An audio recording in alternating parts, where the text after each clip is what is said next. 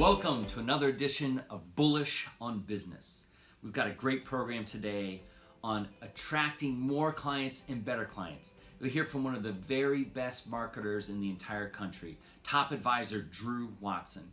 Drew acquires a tremendous amount of clients in an organic fashion. There's a lot of things that he does that you can copy and implement in your practice. So see the latest of what he's doing, how he's acquiring more clients, better clients, and copy the same things in your practice. It's also a great investment update from our investment guru, Drew, on the latest of what's going on in the investment world, what he's doing in his practice, what he's saying to his clients, and what you can say to your clients. So hopefully you're already registered for D2 Live coming up the week after Thanksgiving. It's one of our best events ever.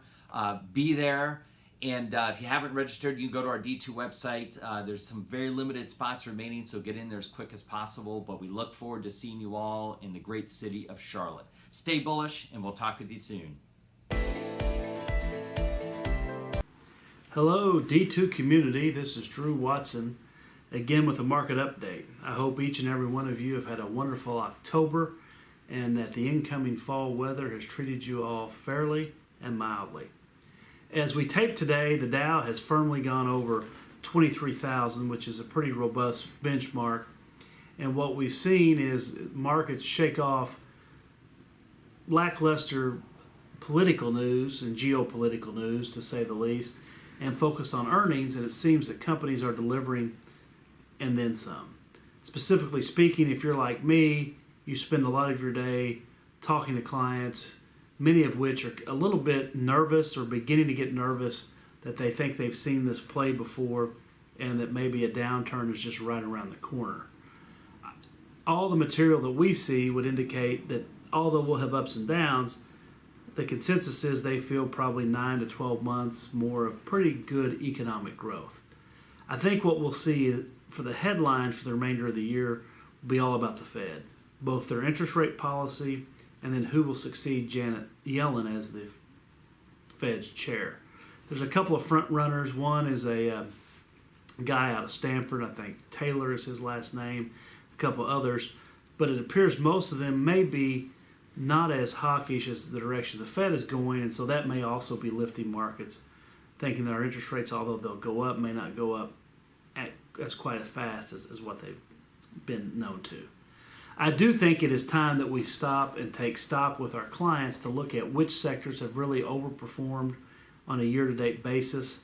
Those are definitely technology, and by now even the grandmothers that we work with understand what the FANG stocks are, and then also healthcare.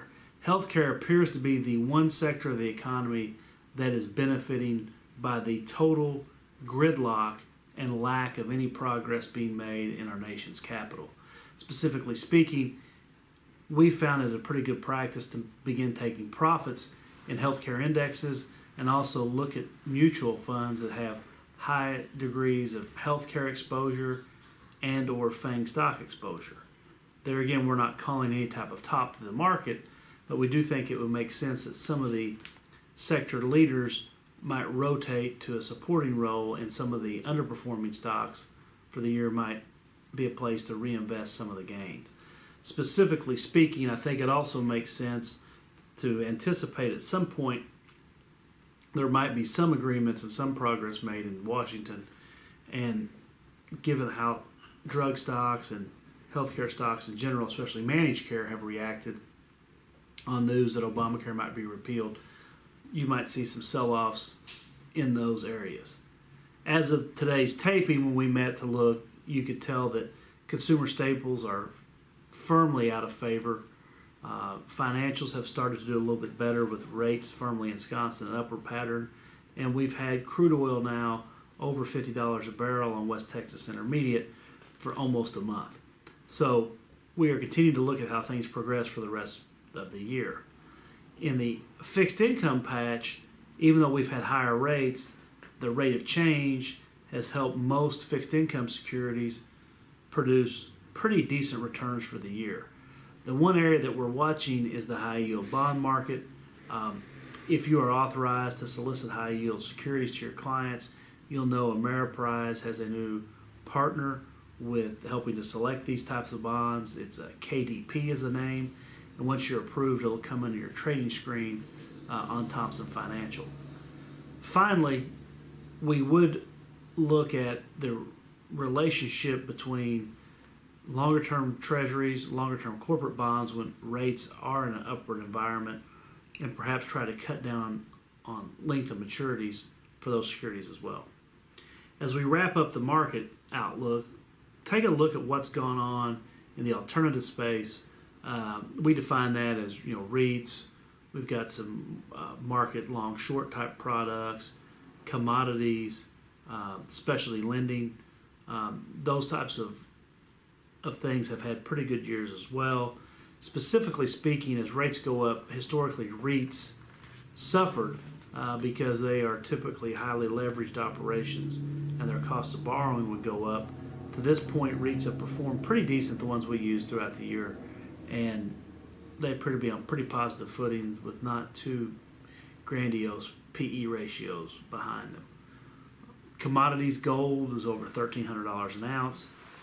Silver has struggled a bit, but the geopolitical craziness, as I referenced at the beginning of the meeting, has helped gold hold above $1,300 an ounce. One area I want to address, because we get a lot of questions about it, is what's going on in the Far East, specifically on the Korean Peninsula. Clients are concerned because they view headlines and look at what's going on in Korea and think we might be getting ready to go into World War III. If that is the case, the Koreans and Japanese and Chinese stock markets appear to be the last to realize that. Korean indexes, and most of those indexes I quoted, are at or near all-time highs and have had extremely good performance during the year. The Korean market is more focused on what's going on with the top of Samsung, which is their biggest corporation, as there's been some, I think their top CEO went to jail. The Hong Kong market, which is one of China's kind of most open borises, has had an all-time run-up there. And Japan is one of the areas around the globe that most of the people we get information from are recommending to put money away. So the Korean situation might be more headline risk in the U.S. as opposed to headline risk or real risk anywhere else, and we'll just have to see how that situation plays out. I do think one of the themes that you're going to be hearing and you want to get out in front of with your clients, especially as we go through a changeover at the Fed, is productivity in the U.S. Productivity has kind of slowed, and I think one of the themes that you need to drill into is it appears we have almost a dual economy. We have an economy of people that are achieving more than ever, and things are going great, and we have an economy for people that really haven't been able to grasp that we are now in a global competitive environment, and that we are also in a period of time where we're learning, education never ends, and that a high school diploma probably isn't really what is needed to compete on a global basis. So the next Fed chair is going to have a very, very tricky tightrope to walk to see how do we continue to get productivity growth from both of these groups. And the group that has underperformed will have the hardest to change. So though that's one theme, I think, as we get into the end of 17 and the beginning of 2018, I think it's going to be played over and over again. You're going to hear about an education gap between the U.S. and the rest of the world. You're going to hear about people that don't have job skills, can't compete. And I think that drumbeat's only going to get more steady as we get into the midterm elections. I know it's hard to believe, but this time next year we'll be cycling up for a set of elections, and that shouldn't be fun for anyone except for the nightly news and the advertising dollars those bring in. So we will be looking over the next months to how to capitalize on this kind of dual economy to make our clients and you and your clients more money. Until then, have a happy Halloween. I'll be going this year as a combination cousin It and a priest from a parish of St. Romulus and Remus in Maceo, Kentucky. Thank you. Hello, D2 community. I'm joined by April Kemplin.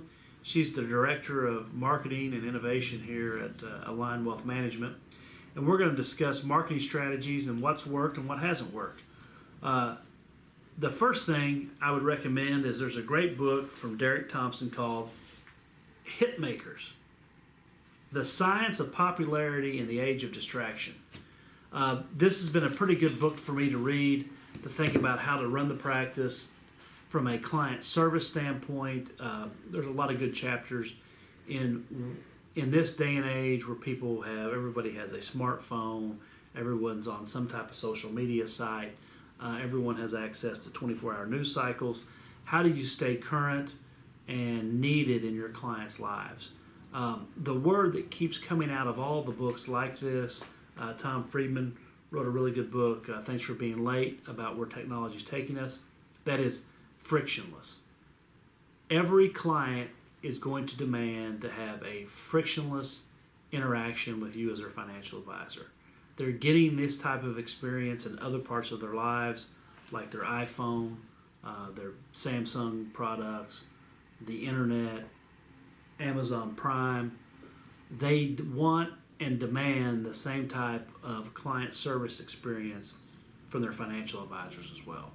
So it is up to us to make sure that we provide that frictionless client experience to make us more referable and more needed in their lives. So I would recommend picking up this book, picking up the Friedman book. Look at how other businesses have designed things that are frictionless and that also create kind of an attachment, a long-standing memory. How can you put things into your practice that people are instantly familiar with but they've never seen? And so this Hitmakers book especially dives deeply into that, on how to quickly kind of have that really good core interaction, build that familiarity, that love, that very positive, long-lasting client relationship. Some of the ways we make things frictionless here, it drives the staff crazy, but we have a real person answering the telephone. We have a policy to respond back within the same day on client request, even if it means, hey, we haven't got this completed, but we are working on it for you. April helps numerous clients get registered for MFA, My Financial Accounts. So we want that frictionless experience for everyone. I think your wealthier clients have experienced frictionless experiences. A lot of high-end credit cards, they have a special number to call. They don't have to stay on hold for 15, 20 minutes. And even if you watch your clients on how they interact on items that take a little bit of patience but not a lot, like setting up their internet portal, etc., you can kind of tell which clients are going to demand a little bit higher level of service versus ones that will just kind of get along to go along. So that's issue number one today, is creating a frictionless experience for your clients. Number two, we're going to talk about some events that we've done and different ideas and the results that we've garnered from those. I'm going to let April take over and describe a wine pairing event that we had recently here for our very, very highest level of clients. Go ahead, April. Why don't you lead it off about that? Okay. In August, we hosted a wine and food pairing event here at the office. We had about 20 of our highest end clients. Some of them brought guests with them. It was very classy. We had all of the formal linens. We used real silverware, real dining ware. We had a chef come in and prepare tapas style foods, and they had 8 different courses over the evening, and each course had a wine that went with it, that was paired with it. The clients had menus that had the food options on there, as well as the pairings that they could take home with them. And we had a great night. We had a lot of good feedback from it. They were impressed. The friends that came with the clients, they were very happy with the event as well. Yes, the sommelier, that was a top-notch touch. That cost us $0. It was thrown in with the acquisition of the wine. Clients felt very, very special, and they felt like we were catering to them to have the sommelier there, explain the wine. One of the things we did, even though we had tapas style, we instructed the chef, why don't you prepare some foods that clients might find here in Owensboro, their everyday life. So depending on where you're located, we felt like that took an exotic, a real high-end event, brought it a little bit closer to home, because they may want to know what type of wine goes good with barbecue, what type of wine goes good with a crisp seafood salad. We had an unbelievable beef bolognese lasagna, northern Italian piece that was paired with a Barolo for the Piedmontese region. So this type of event, I think, went over very, very well. Okay. The results were great. We've brought in additional dollars from those clients who were there. People may ask, was this an invited friend event? We let people if they wanted to. We had a couple guests bring friends, so it was about 50-50, and we're in the process of converting them over currently, but I think the feedback was a resounding wow. Yes, we'll definitely do that one again. Yeah, very, very, very much so. Let's talk about the referral party with gifts. Okay, so in the past we had always done gift cards for anyone that gave us a referral. This year we decided to change that up a little bit. And as the year goes on, we don't necessarily give them anything, but we explain to them that they will be invited to our referral party. So in January, everyone that referred someone to us in 2017 will be invited to an elite party at a facility that you wouldn't normally go to, an elite event type place. And then at that party, each guest will leave with a Tiffany wine glass as a thank you. We haven't done this. This is the first time, so results we'll have later for you. So people are excited. We have we have some of the Tiffany wine glasses out on display. We had them in our lobby for a long time. Good conversation piece. Great conversation piece. A Tiffany box is a conversation starter. That's also a memory maker. Once people see that, they're like, wow, okay, what's going on here? So we have some more, thankfully, more glasses to order because we've had more referrals. Mm-hmm. So we'll keep you posted on the results there.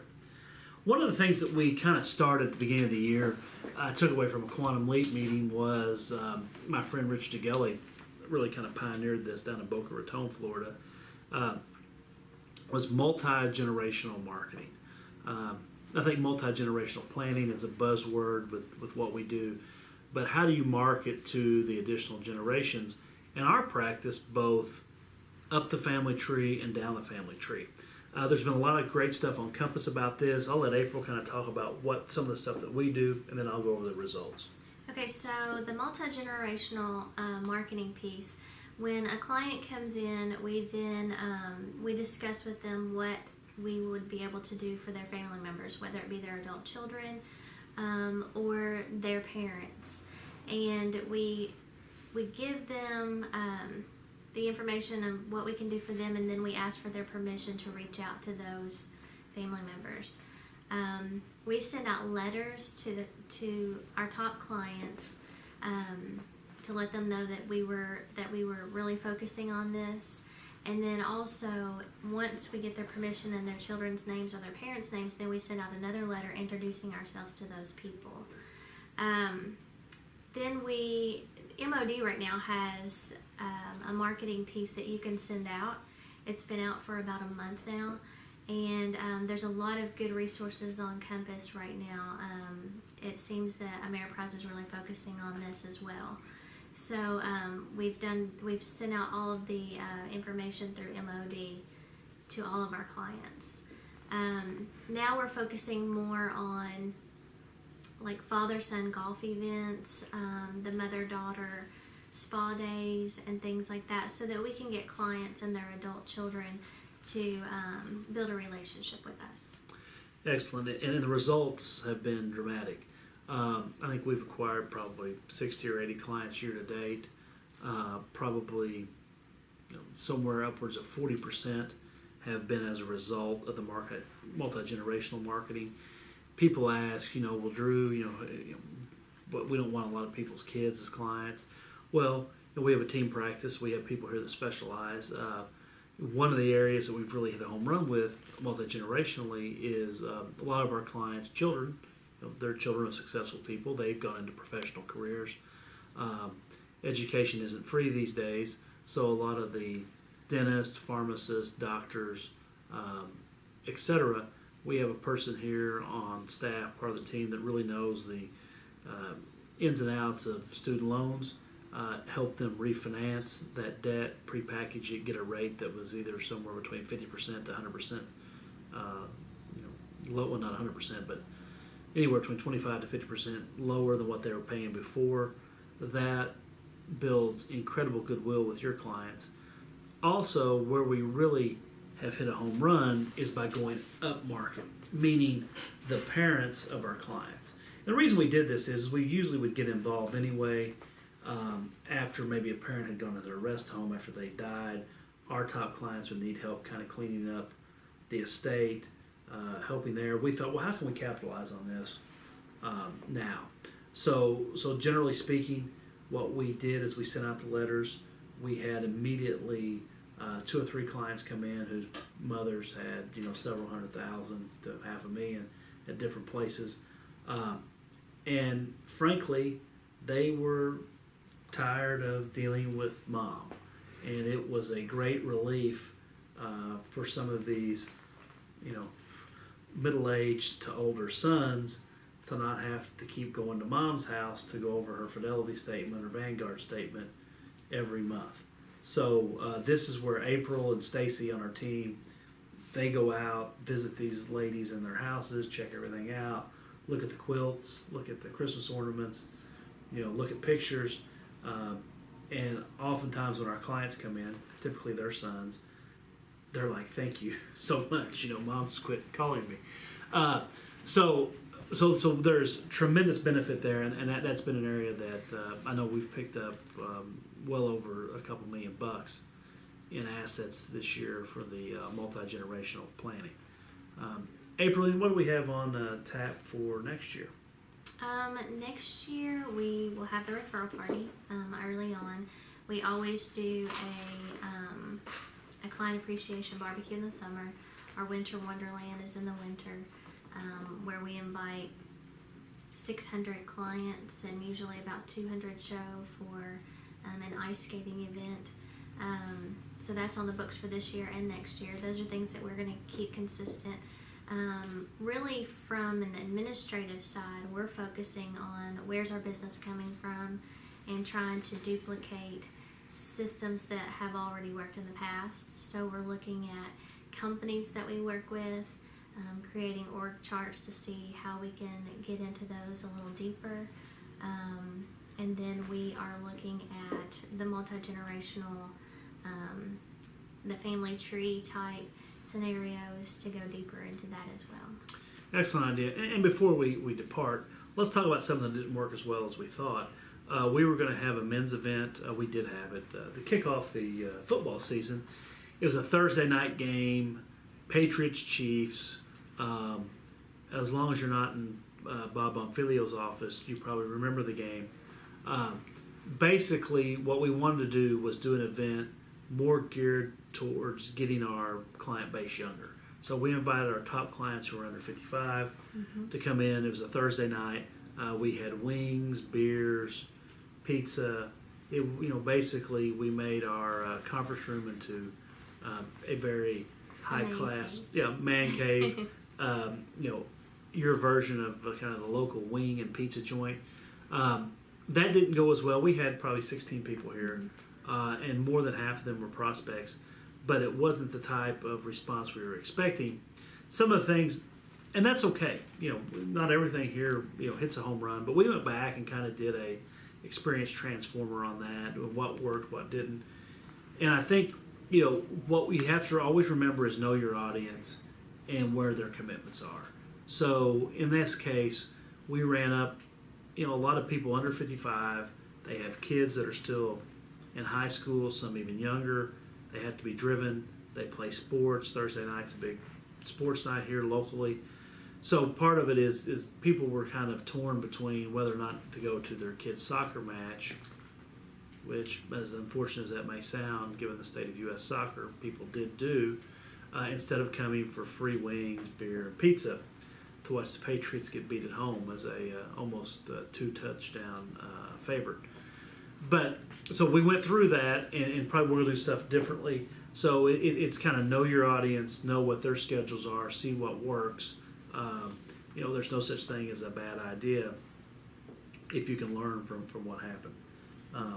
As a reminder, October is Bosses Day month, so I know all the advisors on here probably received great gifts from their staff for Bosses Day. If you didn't get your advisor or anything for Bosses Day and you're a staff member, there's still time. Probably your boss doesn't even know when Bosses Day was, so if you just walk up on a random Tuesday and say, hey, congratulations, they'll never know. Anything you want to add? I think that's all. Frictionless and the dual economy will be what we focus on in 2018. Until then, have a happy Halloween and don't eat any apples that haven't been wrapped.